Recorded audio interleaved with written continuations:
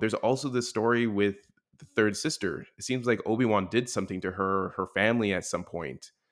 Right. Like there's some sort of vengeance she wants on him. Hello there, and welcome to the movie podcast review of Obi-Wan Kenobi. My name is Daniel, and joining alongside me today are my fellow Jedis, Anthony Hello. and Shahbaz. Hello. Now, it's great to have all three of us here for this. This has been a show that we've been waiting a very, very long time for, and it's so fun that we actually get to talk about it now. And we get to talk about it with full-on spoilers because these two episodes that we're going to talk about today are out in the world. Anthony, how are you doing today? I'm doing well. Like I woke up early in the morning to watch this. I put it You went to on. bed early too. I went to bed early, then I got the message saying that they came out early, and I'm like, no, and then here we are. But yeah, it was super excited to watch it. Very nostalgic. It's a good time to watch TV. Today's a good day Today's a very streaming good day service. for TV. Yeah. There's new shows and movies coming out left, right, and center. This feels like the very first time, like pre-pandemic, where it was just everything coming out all the time, which was great. And yeah, just to acknowledge what you said earlier, Disney decided to release these episodes at 9 p.m. Pacific Standard Time and then 12 o'clock midnight for us here on the East Coast. So that was a nice surprise. This is something that we've always wanted, and I'm hoping that going forward this is the case because it doesn't make sense to release things at 3 a.m. It doesn't. It's so silly. Yeah. Shay, how are you doing? Doing good as well, man. Just excited. Glad we got to watch the episode. I'm really stoked. It's so good to be back in the world of Star Wars, and it's been a while since we've done a Star Wars. I guess we've had a Star Wars. What was the last Star Wars show we had? We had the Book of Boba Fett, which we didn't really do week to week episodes for, and then before that we had Mandalorian and obviously the Vision. So, but this is Obi-Wan Kenobi. This is Ewan McGregor. This is something that we've been waiting for Long time. for years, Long time. decades. Yeah. So it's awesome to be back. But as always, you can catch a brand new episode of the Movie Podcast every single Monday. And watch out throughout the week for review episodes just like this one and all the latest movies and series. Make sure you follow us at The Movie Podcast on Instagram, Twitter, TikTok, or Letterboxd, and leave us a review on Apple Podcasts, Spotify. Join our Discord and write into the show at hello@TheMoviePodcast.ca. We should change it to like hello there at TheMoviePodcast.ca just for the next couple weeks to confuse people. But you can check out our show notes for all of those links and more. Some quick you need to knows. We have lots of amazing episodes out on the feed, and May has been very blessed for us with special guests as well. So we've had people like Sam Raimi and Michael Waldron and Mark McKinney and Dave Foley and Devin Nakota and Akiva Schaffer join us this month.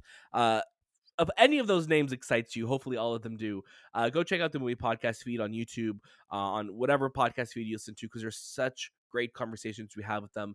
And we have a lot more planned for June. So hopefully the craziness doesn't stop. We're going into the summer movie season, so it's going to be a really fun time, and we're so happy to have you here.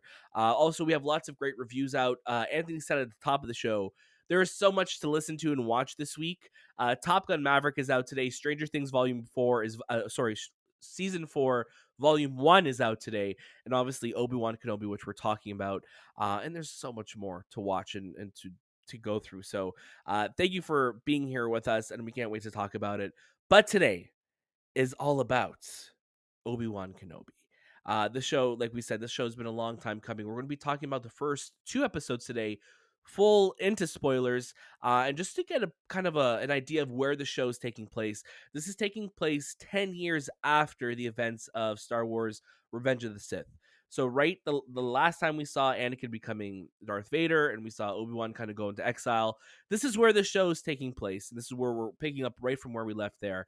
I'm going to kick it over to Shay. I want your first reactions for the show, Shay. And you and I were watching it last night. And again, it was weird. We were watching it at the time we were because of the time swap they did very late in the game. Hopefully they'll give us more warning next time if they do decide to do something like this, because it was like an hour before they decided to switch it up on us. So yeah, Shay, please take it away. What are your first thoughts on the episodes? And we'll kind of go into a bit more into spoilers. Yeah, I mean it was a great start. I loved the the recap of the prequel films.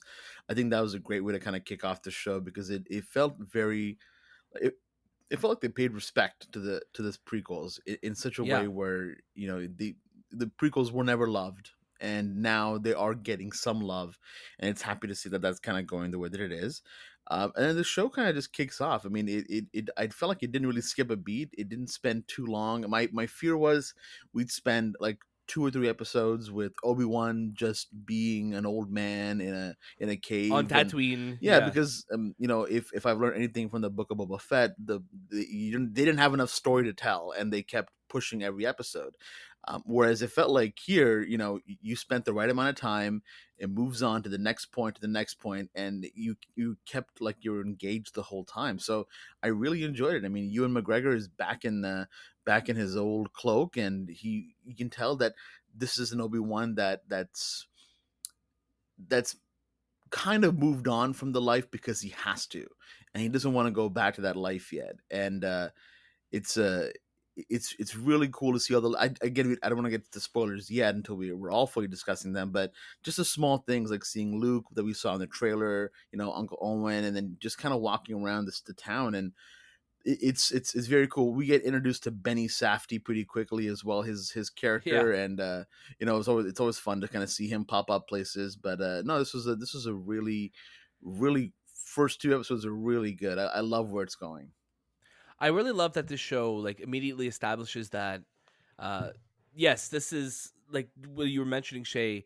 We have a 5 minute, kind of a catch up on the prequel films, and it was such a well edited piece of like a short before the show. I'm like, damn, like this reminded me like of a Marvel Legends, like the Marvel Legends show where they're like, here's all the things you need to know. It's like they put everything in the very beginning of this episode, and it was so well cut together. And then it leads right into like to the events of Order 66, Mm-hmm. and a very just harrowing and dark moment, obviously within the Star Wars universe. You see like these kids, kind of doing their thing, and then you see all these stormtroopers coming, and then immediately we're introduced to Obi-Wan, and Ewan McGregor's back, and he just feels so good in the role again. Like he is Obi-Wan Kenobi for a lot of people, right? And the prequels, like you said, Shay, have been getting so much love now, and Star Wars Celebration is happening right now, and you're seeing people talk about it, and you're seeing them talk about it on stage, saying how like social media wasn't out back then. We only saw like the negative reception to the prequels, and now they're such loved pieces of films and media now, and that's just because the kids who grew up loving it are now old enough to talk about it and to kind of share that. And it's just funny seeing Hayden Christensen and Ewan McGregor just having such a good time with it, right? And Ewan McGregor immediately falls back into that role. He feels so good. He brings such a weight and depth to the character. And I love just seeing how mundane his life now is because he feels cut off from the Force. He feels cut off from the world. He wants to talk to Qui-Gon, but he's not there. He knows Liam Neeson doesn't like being on TV shows. He's only going to be in movies, so he's not going to show up.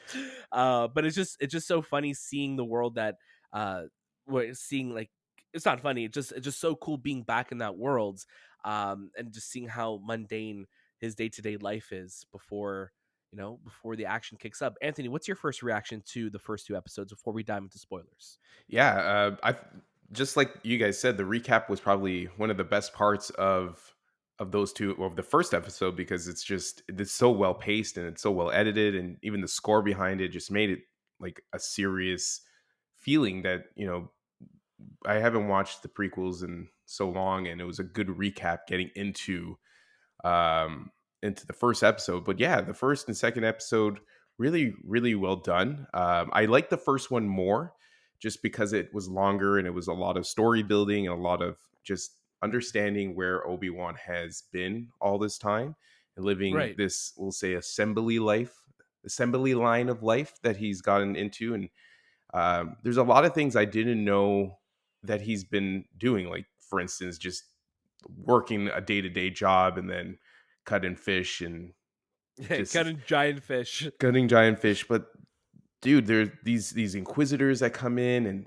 it just makes it so much serious in terms of what is going to happen in the next 4 episodes after this.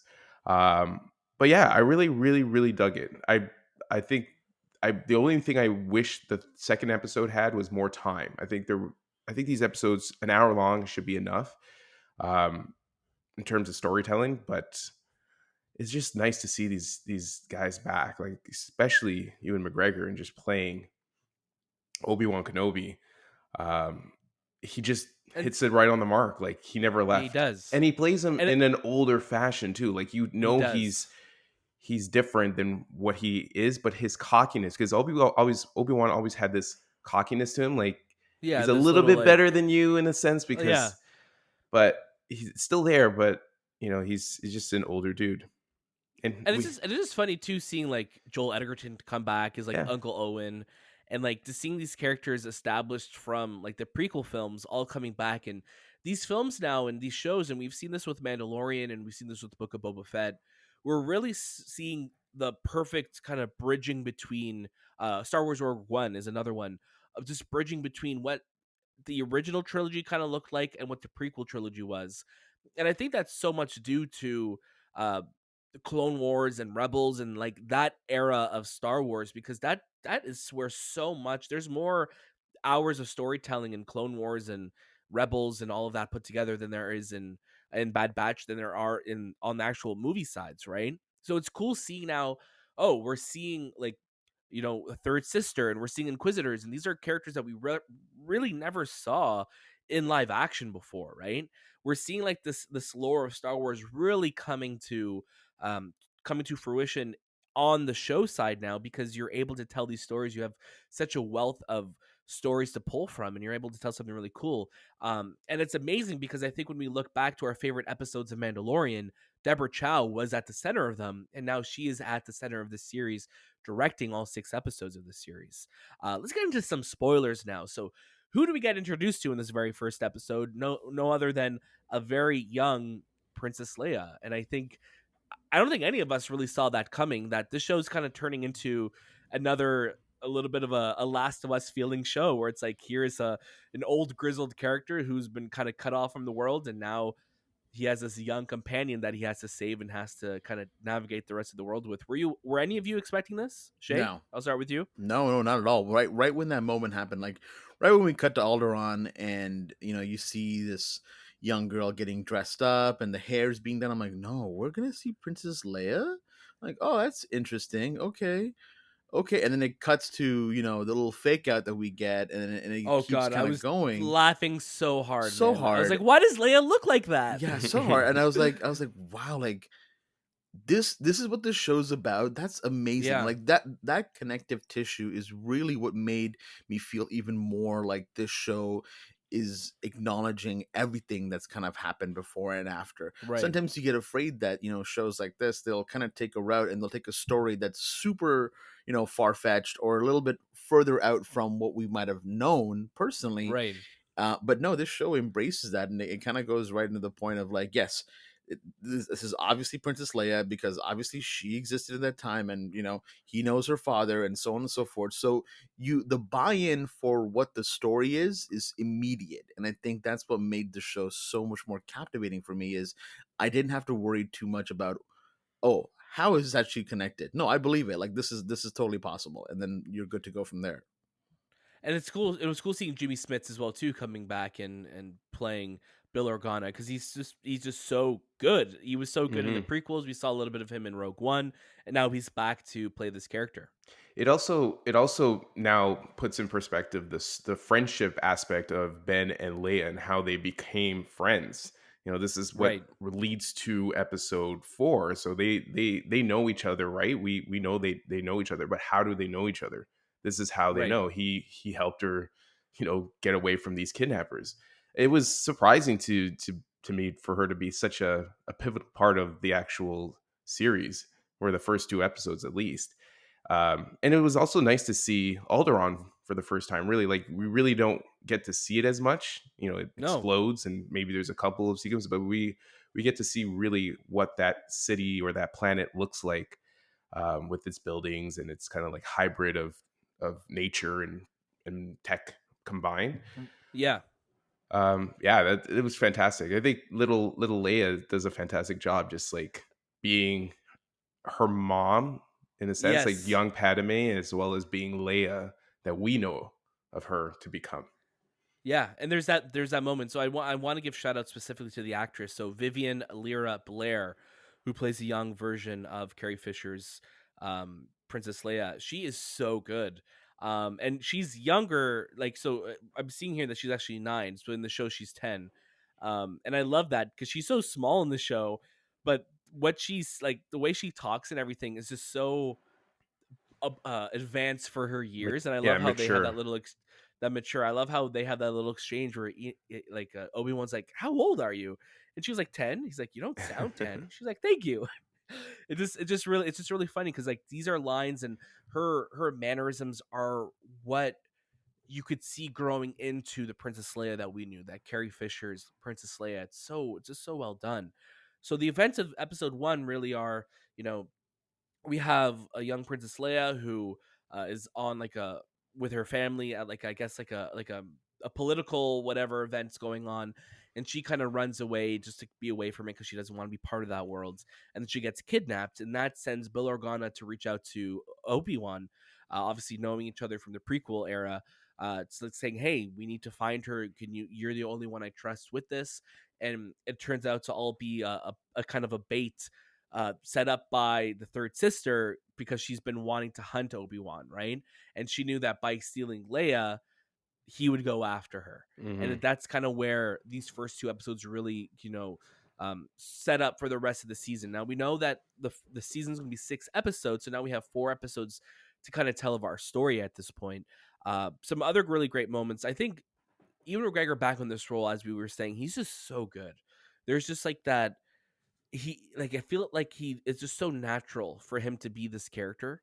And it just felt like when he's just having those moments talking to Leia, and then even when she's running away from him because she doesn't trust him, he's trying to stay reserved and not show his Jedi abilities, but also just he just feels like Obi-Wan Kenobi. It's amazing. Can I say something? Leia outrunning all these people is the funniest thing. It's like Yeah. she's so small. She has little legs. Just grab her, man.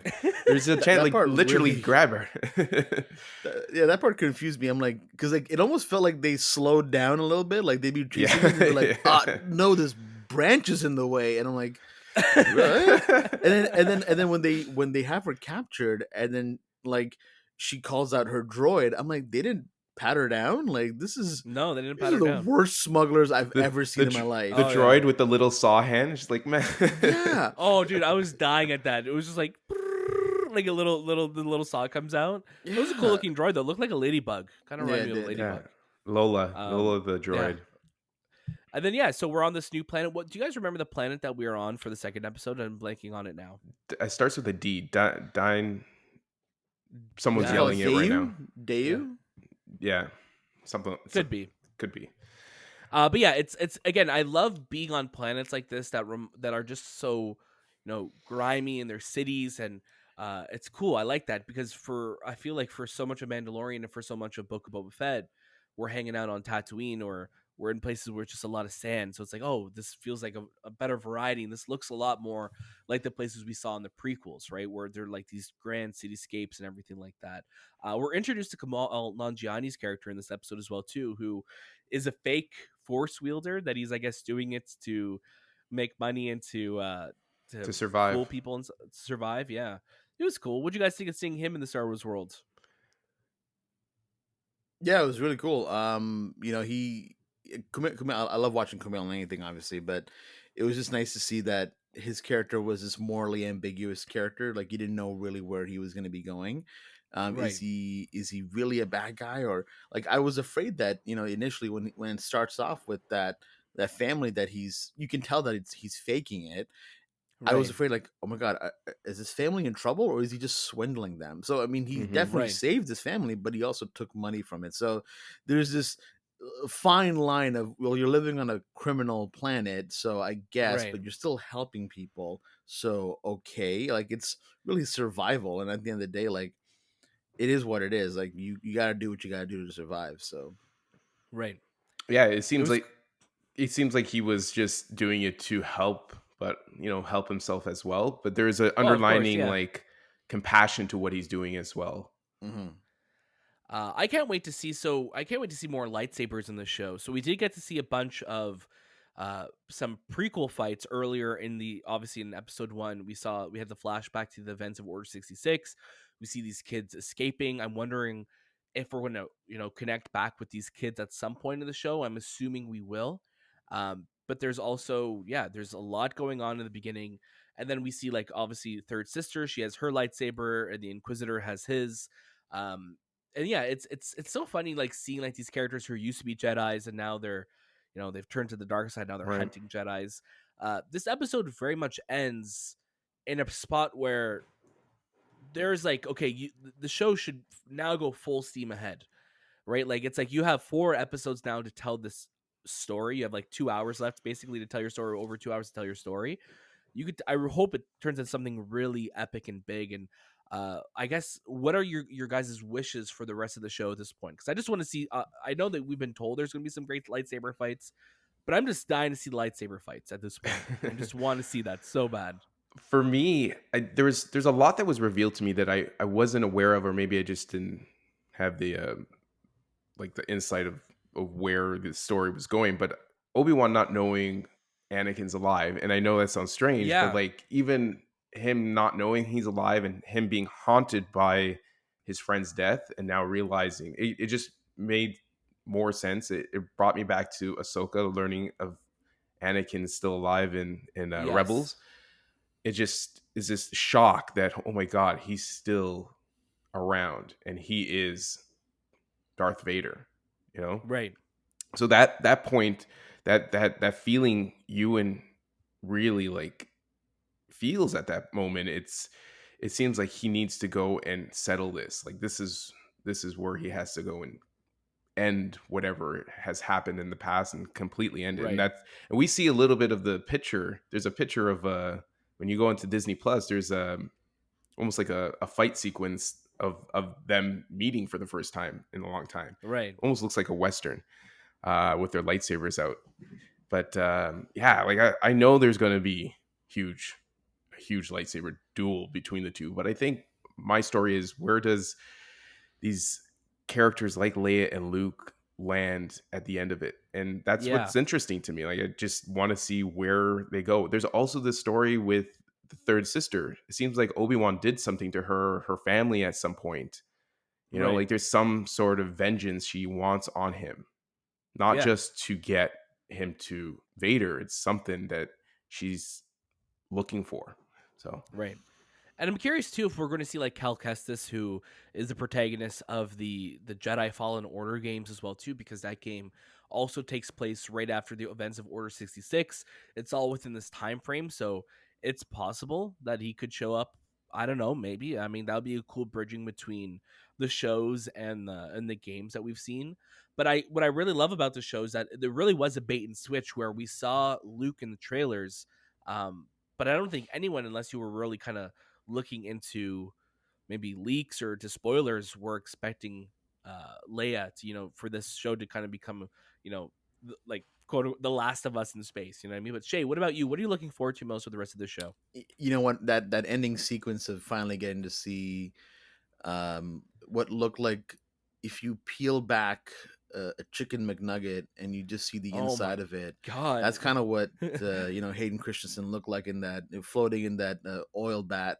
And I was Yeah. like, oh, here we go. Like that breathing kicked in. I'm curious. What I'm really curious about is, are we gonna have Hayden Christensen try to emulate a voice, or is this going to be James Earl Jones's voice, or something else completely different? Like, have they found a way to like replicate that through AI or other voice actors? Because I'm curious how they're going to go about this, because the breathing is on point, but that you can obviously do with the technology we have today.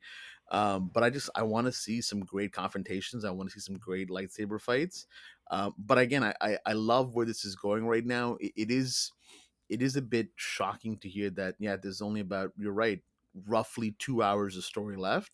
How are they going to wrap this up while still trying to tell a big space opera? So Right. I'm curious. I'm really enjoying it, and I can't now wait to see the big battle.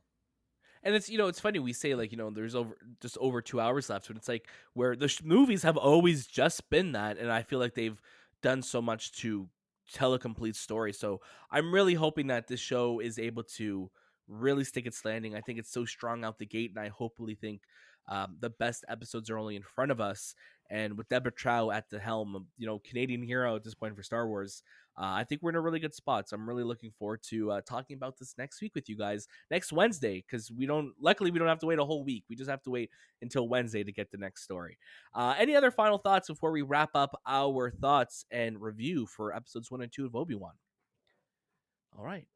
All right, forever hold your peace. Thank you so much again for listening to our spoiler-filled review of Obi-Wan Kenobi episodes 1 and 2. As always, you can catch a brand new episode of the Movie Podcast every single Monday. We'll be back together this Monday, the three of us, talking about all the news because there is so much this week, especially from Star Wars Celebration.